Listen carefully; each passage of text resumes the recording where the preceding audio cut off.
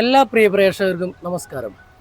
ഞാനിപ്പോൾ നിൽക്കുന്നത് തൃശ്ശൂർ ജില്ലയിലുള്ള പെരിങ്ങോട്ടുകര ദേവസ്ഥാനം എന്ന വിഷ്ണുമായ ചാത്തൻ സ്വാമിയുടെ വളരെ പ്രശസ്തമായ ക്ഷേത്രസന്നിധിയിലാണ്. ഇവിടെ നിരവധി ഭക്തജനങ്ങളാണ് വിഷ്ണുമായ സ്വാമിയുടെ അനുഗ്രഹം ലഭിക്കുന്നതിനായി ഈ ക്ഷേത്രസന്നിധിയിൽ ഇവിടെ എത്തിച്ചേർന്നുകൊണ്ടിരിക്കുന്നത്. വിഷ്ണുമായ സ്വാമിയെപ്പറ്റി പറയുകയാണെങ്കിൽ ശിവപാർവതി സങ്കല്പത്തിൽ ജനിച്ച പുത്രനാണ് നമ്മുടെ വിഷ്ണുമായ ചാത്തൻ സ്വാമി എന്ന് പറയുന്നത്. അതായത് ശിവനും പാർവതിയും വേടത്തിയുടെയും രൂപത്തിൽ അവർക്ക് ജനിച്ച പുത്രനാണ് വിഷ്ണുമായ ചാത്തൻ സ്വാമി എന്നാണ് ഇവിടുത്തെ പ്രധാന ഐതിഹ്യം. ഇവിടെ വിഷ്ണുമായ ചാത്തൻ സ്വാമിയുടെ അടുക്കൽ വന്ന് നിങ്ങളുടെ സങ്കട ദുരിതങ്ങൾ എല്ലാം നേരിട്ട് ഭഗവാന്റെ അല്ലെ ചാത്തൻ സ്വാമിയുടെ അടുത്ത് ഇവിടെ വന്ന് പറയുകയാണെങ്കിൽ അത് ഇവിടുത്തെ ഒരു പ്രത്യേകത എന്ന് പറയുന്നത് പെട്ടെന്ന് തന്നെ നിങ്ങളുടെ ആ ദുഃഖ ദുരിതങ്ങൾക്കുള്ള പ്രതിവിധി ചാത്തൻ സ്വാമി നിങ്ങൾക്ക് ലഭ്യമാക്കി തരും എന്നുള്ളതാണ് ഇവിടെ ഉള്ള ഒരു പ്രധാന പ്രത്യേകത എന്ന് പറയുന്നത്.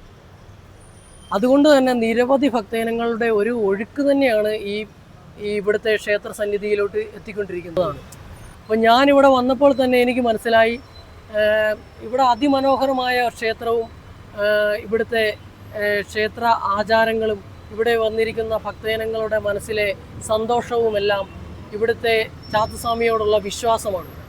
അപ്പോൾ ചാത്തസ്വാമിയെ പറ്റിയുള്ള കൂടുതൽ കാര്യങ്ങളിലേക്ക് നമുക്ക് കടക്കാം. ഓം വിഷ്ണുമായ സ്വാമിയെ നമഃ. കേരളത്തിലെ നാട്ടുഭക്തി പാരമ്പര്യങ്ങളിൽ വിഷ്ണുമായ സ്വാമിയെക്കുറിച്ചുള്ള പല കഥകളും പ്രചരിക്കുന്നു. അതിൽ പ്രധാനമായും പറയുകയാണ് എങ്കിൽ ആരാണ് വിഷ്ണുമായ സ്വാമി എന്ന് കരുതുന്നവർക്ക് ഇങ്ങനെ മനസ്സിലാക്കാം. വിഷ്ണുമായ സ്വാമിയെപ്പറ്റി പല കഥകളും ഉണ്ട്. അതിൽ പ്രധാനമായും പറയുകയാണ് എങ്കിൽ സാക്ഷാൽ ശ്രീ മഹാദേവന്റെയും ശ്രീ പാർവതി ദേവിയുടെയും പുത്രനാണ് വിഷ്ണുമായ സ്വാമി എന്ന് അറിയപ്പെടുന്നു. അതുപോലെ തന്നെ പ്രധാനമായും മറ്റൊരു കഥയാണ് കാനനവാസനായ നമ്മുടെ അയ്യപ്പ സ്വാമി തന്നെയാണ് വിഷ്ണുമായ സ്വാമി എന്നും പറയപ്പെടുന്നു. കൂടാതെ മറ്റൊരു കഥയിൽ പറയുന്നത് ഒരിക്കൽ അസുരശക്തികളുടെ ഭൂമിയിലെ ഉപദ്രവം വർദ്ധിച്ചപ്പോൾ ദേവന്മാർ സഹായത്തിനായി വൈകുണ്ഠനാഥനായ മഹാവിഷ്ണുവിനെ പ്രാർത്ഥിച്ചു. വിഷ്ണു ഭഗവാൻ തൻ്റെ മായാശക്തിയിൽ നിന്നും അത്ഭുതകരമായ ഒരു ശക്തിയെ സൃഷ്ടിച്ചു. ആ ശക്തിയാണ് വിഷ്ണുമായ സ്വാമി എന്ന് അറിയപ്പെടുന്നു. ഇങ്ങനെയും ഒരു കഥ അറിയപ്പെടുന്നു. അതുപോലെ മറ്റൊരു കഥയിൽ പറയുന്നു വിഷ്ണുവിൻ്റെ മായയിൽ ജനിച്ചവൻ എന്നറിയപ്പെടുന്നു. അതായത് പറയുകയാണെങ്കിൽ വിഷ്ണു ഭഗവാൻ തൻ്റെ മായയിൽ അസുരവംശ സ്ത്രീയിൽ ജനിച്ച ഒരു പുത്രനാണ് വിഷ്ണുമായ സ്വാമി അഥവാ വിഷ്ണുമായ ചാത്തൻ സ്വാമി എന്ന് അറിയപ്പെടുന്നത്. കഥകൾ ഇങ്ങനെ പലതുണ്ടെങ്കിൽ തന്നെയും എന്തൊക്കെ കഥകളാണ് എങ്കിൽ തന്നെയും ഭക്തർക്ക് വിഷ്ണുമായ സ്വാമി അവരുടെ ആശ്രയവും വിശ്വാസവും സംരക്ഷകനുമായി നിലകൊള്ളുന്നു. വിഷ്ണുമായ സ്വാമിയെ ചാത്തൻ സ്വാമി എന്നും നാമകരണം ചെയ്യുന്നുള്ളത് നമ്മൾ നേരത്തെ പറയുകയുണ്ടായി.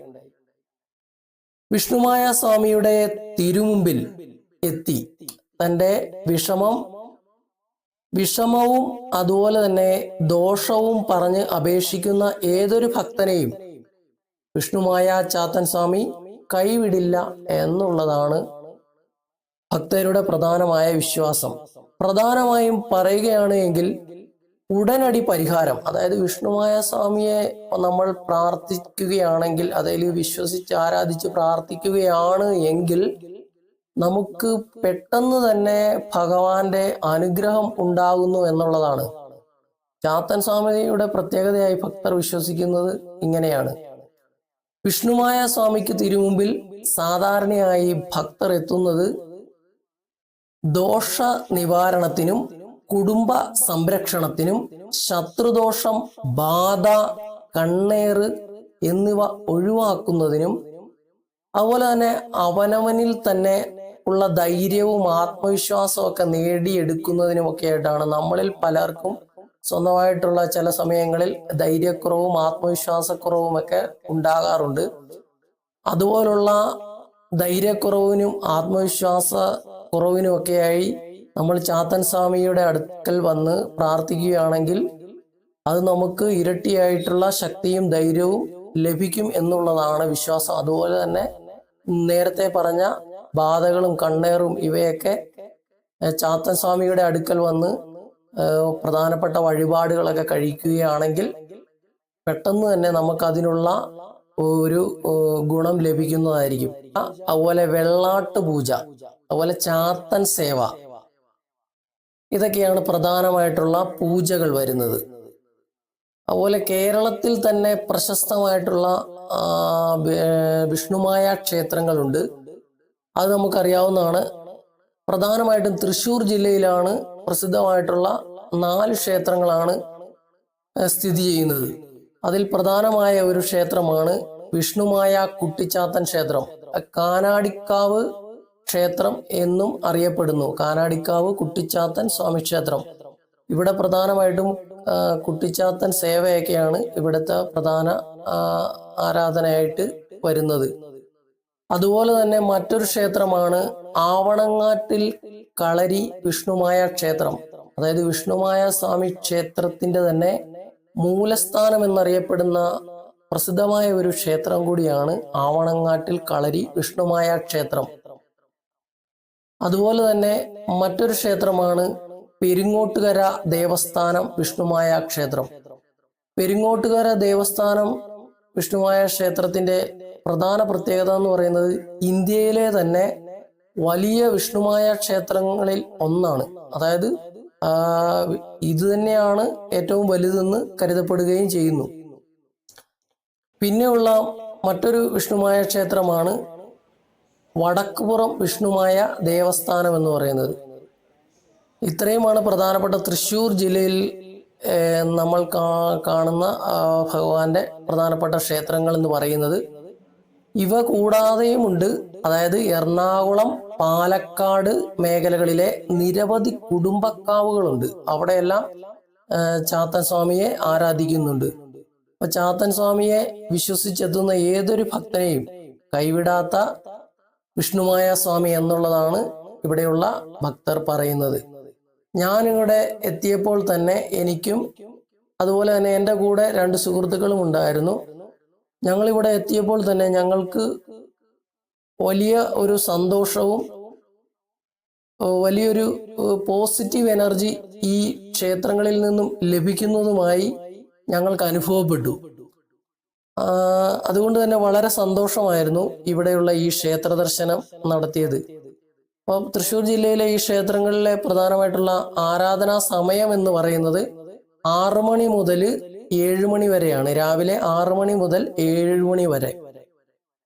ഇവിടെ വന്ന് ദർശനം നടത്തി പോകാൻ സാധിച്ചതിൽ ഞങ്ങൾക്ക് വളരെയധികം സന്തോഷവും സമാധാനവും ഒക്കെ ലഭിച്ചു. അതുപോലെ നമ്മുടെ ഒരു ആത്മവിശ്വാസവും ധൈര്യവും ഇതൊക്കെ ലഭിക്കുന്നതിനൊക്കെ ആയിട്ട് ഇവിടെ ചാത്തൻ സ്വാമിയുടെ മുമ്പിൽ വന്ന് അപേക്ഷിക്കാൻ സാധിച്ചതിൽ സന്തോഷമുണ്ട്. അപ്പം നിങ്ങളിലോട്ടും അതുപോലെ ഈ വീഡിയോ കാണുന്ന എല്ലാവർക്കും നമ്മുടെ വിഷ്ണുമായ സ്വാമിയുടെ അനുഗ്രഹം ഉണ്ടാകട്ടെ എന്നും ഇനി വീഡിയോ കാണാത്തവരായിട്ടുള്ളവരിലോട്ടും ഒക്കെ നമ്മുടെ ഭഗവാന്റെ അനുഗ്രഹം എല്ലാവരിലോട്ടും എത്തട്ടെ എന്ന് പ്രാർത്ഥിച്ചുകൊണ്ട് നിർത്തുന്നു. നന്ദി, നമസ്കാരം. ഓം വിഷ്ണുമായ സ്വാമിയെ നമഃ.